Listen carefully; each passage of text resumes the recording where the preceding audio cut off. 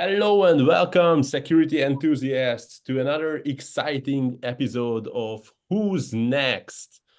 In today's special edition, we are diving deep into your task force, your best defense. Get ready for an engaging conversation about the true power of your workforce in the ever-evolving landscape of cybersecurity. I'm delighted to be your host today, but before we start, I have a few housekeeping notes for you. First, we will be recording today's session and we will share it afterwards. Second, we will take questions at the end, so please add your questions to the Q&A section and then we will cover them.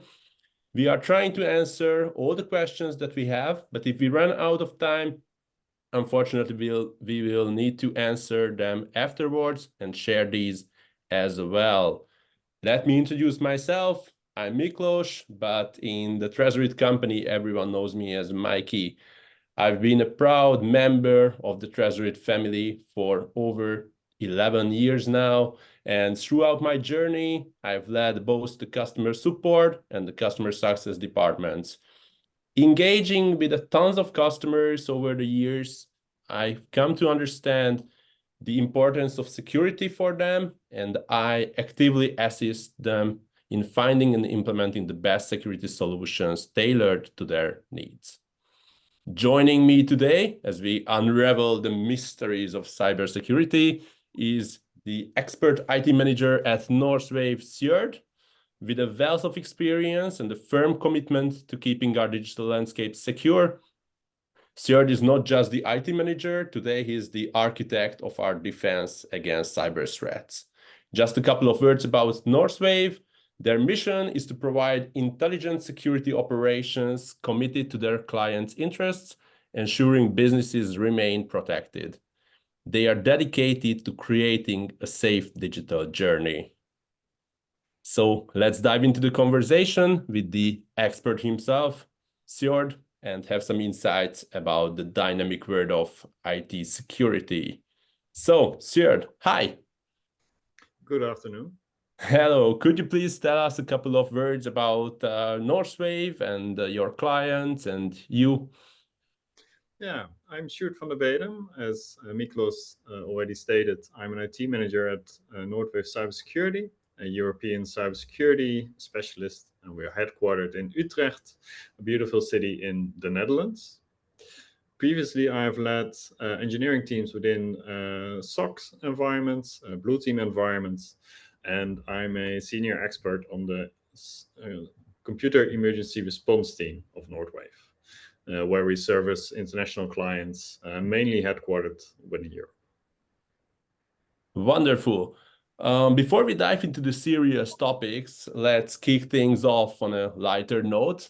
And I'm always curious, what's your favorite book? It's always fascinating to get a glimpse into the personal side other than the professional one. Yeah, for me, it's Surely You're Joking, Mr. Feynman. It's a biography for Richard Feynman, where he reminisces about old anecdotes about his life. Richard Feynman is a Nobel Prize-winning physicist, and he is also known for the Feynman learning technique, which basically says, if you want to learn something and have a deep understanding, first study it, then try to teach it to someone else and see how you fare. Then reflect on how you taught it and what could be done better, and study again. Yeah. So our first recommendation for the audience is to read the book, right? If you're looking for just a nice, fun literature for a bedtime, it's a very, very good story. It also has some profound truths from Richard Feynman. What I do recommend is, if you have the time, Google Feynman on YouTube, because he's a really energetic person who makes you love physics even if you don't like math. Yeah, okay. Thank you very much for the recommendation. And regarding reading, it just popped into my mind that in the last couple of weeks, we read about huge data breaches that happened, for example, at Bank of America, that impacted more than 50,000 customers. And a couple of days ago, the pharmaceutical giant Cencora also had a data breach. And we only read the news in the paper or online, but I think we cannot really imagine the impact such a data breach can have on the company. But you saw a lot more data breaches than I did. So could you please tell and show us and just explain what happens at the company when such a data breach happens? What's in the mind? What is your first step? It depends on your attacker or why they even stole your data. Sometimes it's to gain a competitive edge. This has been documented quite well for Chinese attacks. It can also be just to disrupt you, just to fearmonger people, or just plain criminality. Just use it for extortion. When something like this happens, you may lose competitive edges. Your intellectual property may be stolen. Sometimes passports also leak, which is quite dangerous to the people involved, as it can be used for digital crimes. And there's always, and it's becoming more and more stringent, the compliance angle. You are talking about heavily regulated industries, especially in Europe. There's a stricter push that people even need to notify authorities when a breach happens.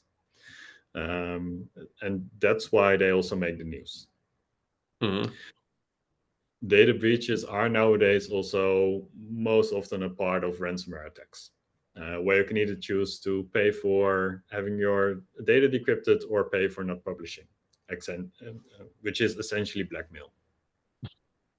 Exactly. Okay, so let's just assume that our company just had a data breach like ransomware. What are the first couple of steps that you need to take in this case? If you think there will be an attack within your network or it's actually happening, that's even the best case. First thing, pull the internet plug. Just freeze all communication. If you're able to do that, you limit your damages quite a lot. Sometimes you can't, sometimes you can't. Then there is almost the first question that will be asked is, what data got actually stolen? What data is now out in the internet? And you're never entirely sure what is out there. Sometimes a criminal will be publishing a file tree saying, hey, for proof of stolen data, I will show you a few documents, and this is the file tree we got it from, which most of the time is a file share somewhere within the network being breached. And then there is a lot of damage control taking place. Do we want to take action, or do we just think, this data is not that important to us, we will just let it run, we'll inform everyone involved, but that's it? Mm-hmm. Or you go into overdrive and you really need to take it down, and then depending on who stole your data, if it's just a criminal action, you will be able to negotiate and say, okay, what do you ask? It's most of the time a revenue percentage that they will ask.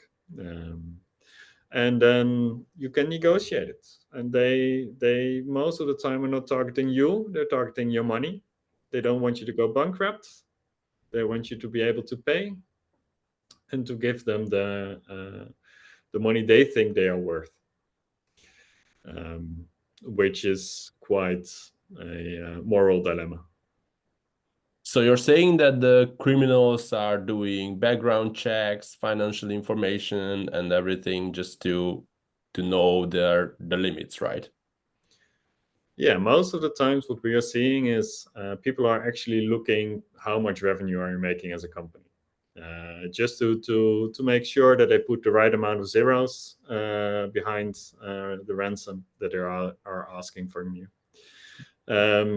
It's double points if you are publicly traded, because then the regulations are much tougher on you. There are even cases where criminals to push the clients towards paying are actually reporting the victims they made themselves to the privacy authorities, just to say, hey, they've been breached, and just trying to wrangle out everything you've got. Mm-hmm. And is it safe to say that, okay, so we are just a small company with, I don't know, 10 users and no one is interested in stealing our data? If you truly are 10 people, you may try, but most of the time it will not work. But then you are also a target for quite a low-level criminal, because the amount of risk, the amount of effort they need to put into it, most of the time larger corporations get breached. Then you can also still say you're only 10 people small, but they will say, hey, we saw your network, you're bigger. So we can say that it's not a question of if, it's rather a question of when the attack will happen, because all the companies can be target someday. Yeah, almost everyone is a target. You can try to have a slightly better hygiene than your neighbor, but there will always be a human factor involved, where something was not as good as you thought it would be, or people get trained, but sometimes they just want to do their job and do the wrong thing for the right reasons. Mm-hmm. You will get breached eventually. We've seen it with good IT departments, large IT departments, and also smaller ones which were understaffed. It can happen to both the larger and the smaller teams. And can we say that in the, let's say, majority of the cases, user, not error, but something is in the background that you are not trying to, of course, exploit the data, but then something happens and I don't know, phishing or something like that? Yeah, where credentials come from, the entry point of criminals, it depends. If you want, you can even buy access to certain companies on the dark web. Someone phished someone, or there was some password enumeration, so just trying passwords, the most used passwords, and they succeeded. There are always ways to find out credentials for a user. And this gets smarter and smarter as the good guys try to make better and better tools to prevent it. But I don't know if you've heard this new trend of criminality, which is called, there's a bad name, pig butchering, but it means you just feed a little into digital currency, make people some money, and then suddenly say, hey, invest everything. And people know it's bad, but they still fall for it. Oh, so this is the trend today. Yes, it was even, I think, on John Oliver's show this month. And speaking of trends, do you see any other trends in the cybersecurity world? Yeah, ransomware is pervasive. It will not go away. Although it's the top one. it's so disruptive that it has not only the implications of being blackmailed, which you can protect yourself against by having backups or something, but also all the damage, the follow-up damages you have, just loss of production. So the damages can take, like, I don't know, a couple of days or maybe weeks to fix, or even more. Yeah, so literature on the internet roughly states 3 weeks. In our experiences, you can start producing most of the time earlier on. You can take a faster approach, but truly recovering from a breach network to a fully clean network, getting all your message in place, will take you roughly a year. That's tough. Okay, and besides the ransomware, are there any trendy threats? Yeah, everyone is speaking about AI, whether they know the topic or not. People are just trying to figure out what can we do with it for good. I recently saw demos from Microsoft Copilot, especially the security Copilot, which could guide analysts through entire investigations and produce the paperwork, which most of the time is needed. So which the was AI, quite. yeah, sorry. So No, the that was. so the AI can practically be used for good and bad purposes as well. Yeah, I assume phishing will only get better. Yeah, with And the one thing I'm really looking forward to, or well, in a bad sense, is people trying to push through fake invoices, which mostly deals with business email compromises. But then actually your boss phoning you, and it's actually his voice trained by AI. I think that would be a very nice criminal threshold. very True nice. in person. Yeah. Okay, so we covered what are the threats, and let's see how we can protect against them. So what do you think, what are the three most important aspects that the company should think about? The top three that is most important to me is have a good basic hygiene, which means get all your systems in an inventory, know which systems you have, which most of the time is a real struggle. Make sure they're up to date, because most of the times attacks leverage old vulnerabilities. So just keeping up with updates really is beneficial to you. You always hear about 0 days or people finding some new vulnerability. As long as you're not a national target, they will not waste it on you. You're not important enough. Just basic hygiene will get you a long, long way. Which also means you need to automate all your updates. You cannot do this by hand. Second one, which is also a very basic step, is have multi-factor authentication on everything you have connected to the internet. More and more services are actually providing it to you. Not everyone does it in the most human-friendly manner, but if it's there, please utilize it. Especially if you have VPN connections coming in. If you still have your old on-prem network next to your cloud, make sure there is MFA on there, or it will be breached.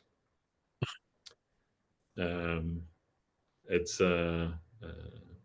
it's something we also see quite a lot in criminal investigations and forensic investigations.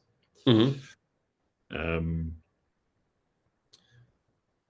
And for me, the third one is please segment out everything you have. So please, if you have a breach, only a subsection of your company should be hit. So I've seen companies where they have a worldwide network, and they have one breach and every location is contaminated. That should not happen. So it should be easy to quarantine, let's say, the breached area. Yeah, to have isolations. And people always think about firewalls, but it's also to do with your Active Directory. Also make sure your domain admins are not connecting to the entire world, only subsections. Mm-hmm. And we can see, and we are really happy to see that today's world is going in the direction of security. But we also saw that if you are trying to enforce security on your workforce, let's say, on your employees, sometimes they are not that happy. So what do you think? What can a good IT team do about that? Depending on your geographical region, I know the German work councils are always very against multi-factor authentication.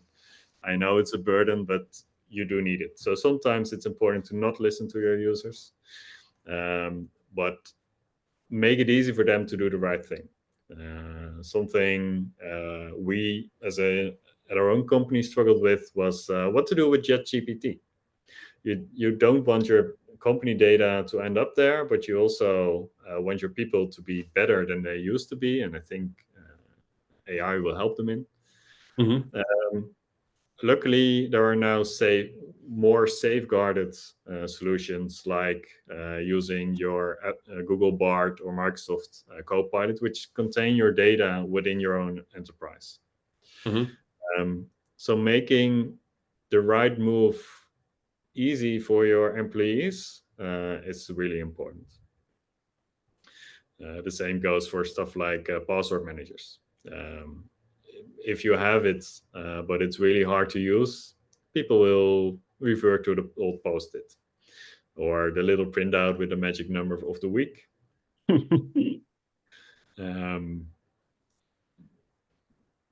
Make it easy.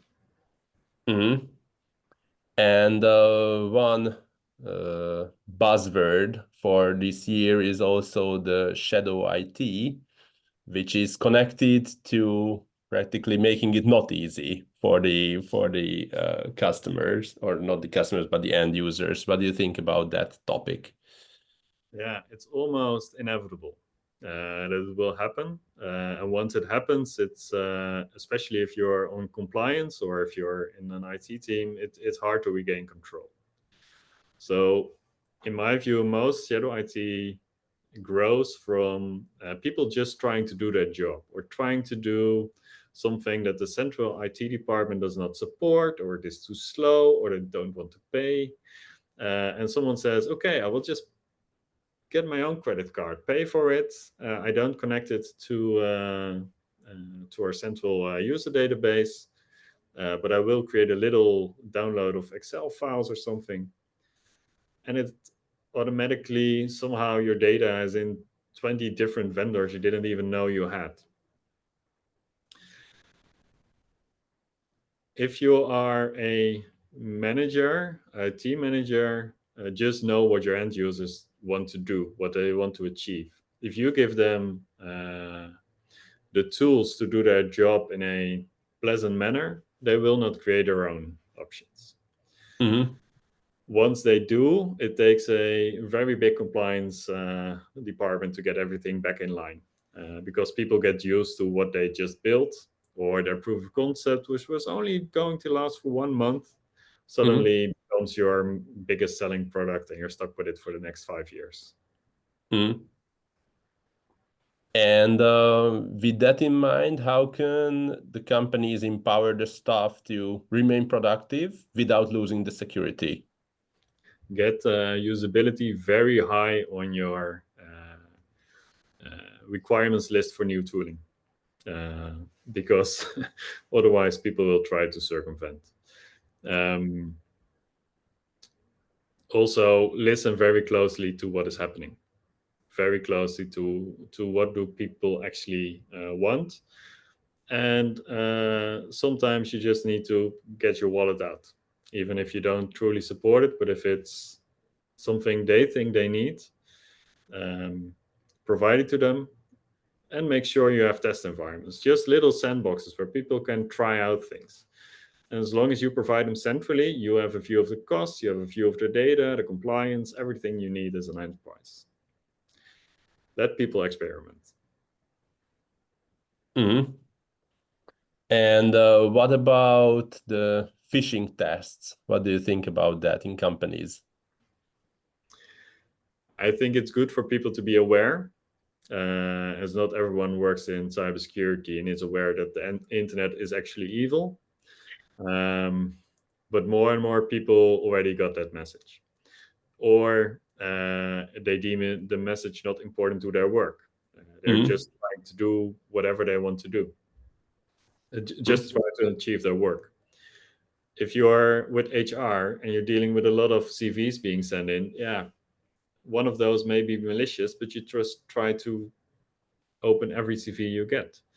The same goes for financial departments dealing with invoices. Yeah, everywhere where there is strange data coming in, which is not being sanitized by a central system, strange things can happen.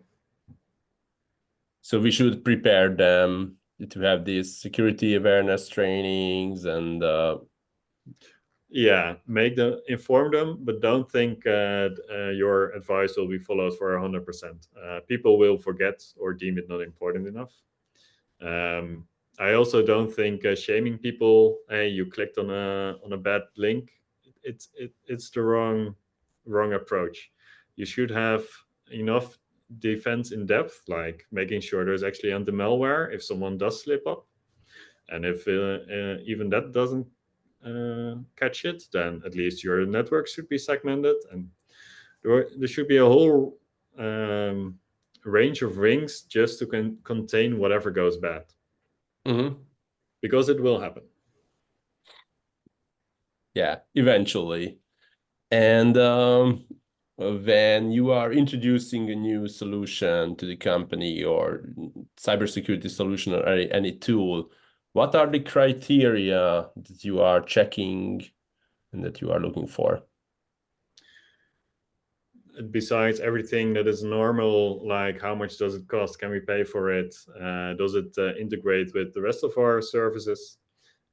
What we deem really important is we want to be able to connect things to our single sign-on, because then at least we control the applications and the users that have access to these tools. Of course, like the price and everything, but like you know, security wise, for example, what is it that you are checking? We have a lot of certifications we would like to see, and that's where you see a discrepancy between European providers and American providers. They have different standards over there. Um, what we want to see is a ISO 27001 certification, which goes about information security. Yeah. Preferably also a 9001, which is about quality, but that's a bit less known. And actually asking providers if they have those certifications or if they are able to answer the questions, which you should be able to do if you are certified in that way. Mm-hmm. And what you most of the time see from really big companies like Microsoft and Google is they have a GIAC questionnaire, which just is a basis they built themselves, which covers roughly every regulatory framework they came across. Where you can ask things like, "Are you actually implementing MFA yourself?" Um, and those certifications for us are the baseline. If you have it, you should be good enough. Mm-hmm. And yeah, personally, usability, which I've already mentioned 3 times, but Exactly. if you Never buy enough. if you buy something that people don't use, it doesn't matter. They won't use it. Yeah. Exactly. Okay, and where do you think the world is heading in terms of cybersecurity solutions? Uh, Apart from the AI that is everywhere, Yeah. I don't know what exactly triggered it, but the last few months there was a lot of talk about quantum computing, or especially post-quantum computing. Are Mm-hmm. there secrets that people need to keep secret in the next 10 years? As there are some expectations that the quantum decryption will actually start working. Mm-hmm. Um, Geopolitics is already a hot topic. You see the internet breaking apart. It will. I'm not quite sure if it will happen between the US and the EU as well, but you see more and more vendors becoming local. I'm not sure what it does, but I'm also seeing the large companies getting larger. Especially Microsoft, which used to be the anti-security vendor of IT, is now so heavily investing in security products. It's really impressive what they're doing right Mm-hmm. now. So the big ones will continue to be bigger, and because they are eating everything that has a potential to grow, they are able to offer more and more automation Mm-hmm. to actually deliver attack paths when a detection is found. Okay, what are you? So something says, "Hey, you have a virus here. What are you going to do?" Now it's a human task. It's more and more an automatic task. Mm-hmm. Yeah. Okay. Thank you. And thanks for all the answers and for all the deep dive into the world of cybersecurity. We can see that the chat is on fire and there are great questions. So let's see, people are revolving around this ransomware topic. So the first question is whether there were cases during your professional career when you advise the client to negotiate with the ransomware gang, why and what are the consequences practically? Okay, so the only way I can answer this is a more generic wording than where the juice is,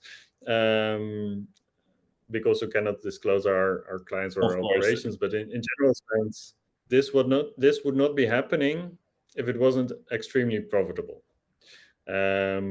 You can also, if you have a look at the dark web, you can actually look at the kind of ransoms people are demanding and those who didn't pay what data got published.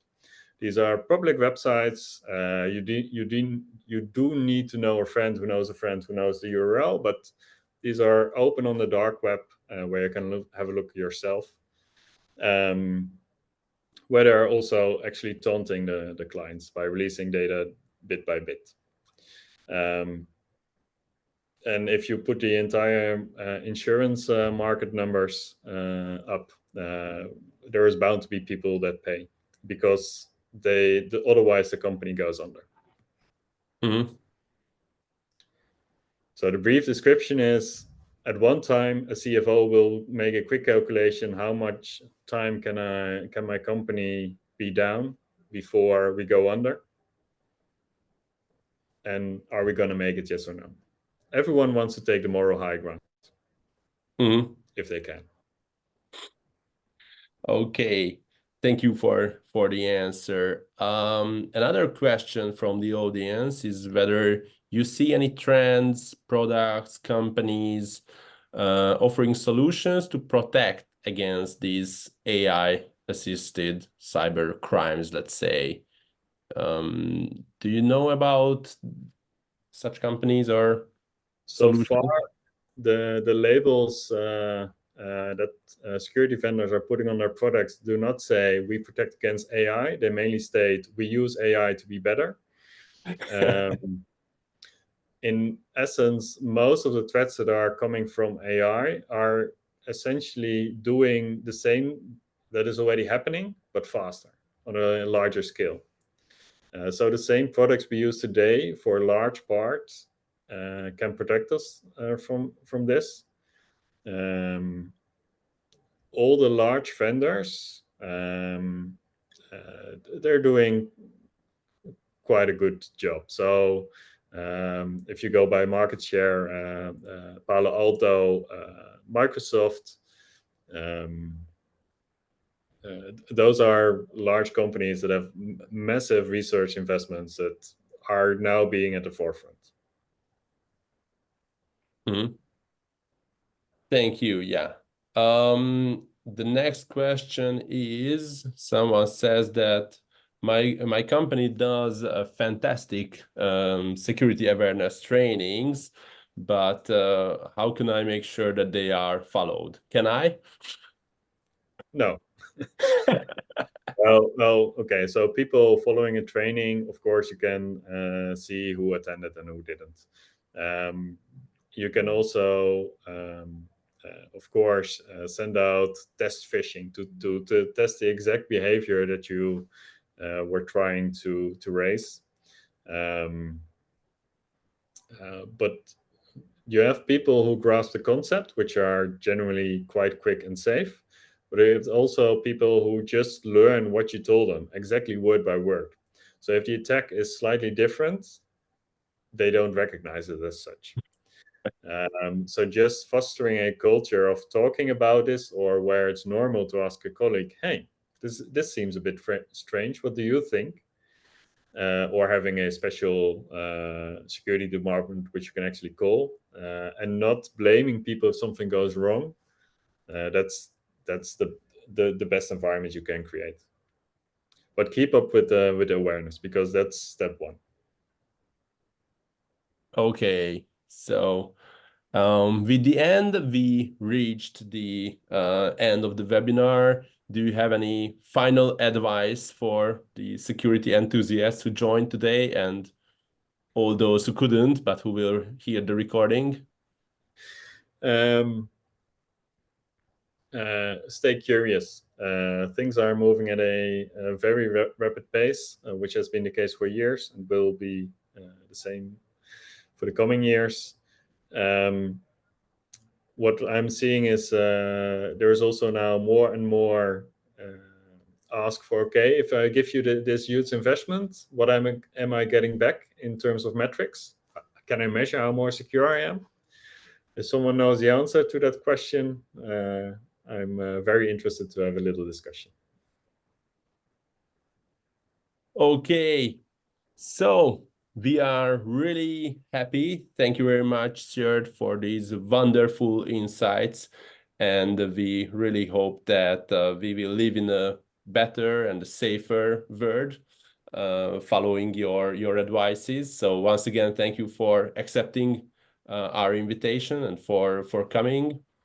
And I really hope that you will have less ransomware and less security incidents in the future. Our next webinar of the Who's Next series is why secure enough is not an option. So why secure enough is not secure enough practically, which will be almost in 1 month in April. Until then, please watch our webinars on demand, of course, and don't forget to check Northwave Cybersecurity website. You can meet Sjoerd there as well. And of course, our Treasury website, where you can learn a lot about cybersecurity. Thank you very much. Once again, have a nice evening. Stay safe. Bye-bye. Thank you. Bye.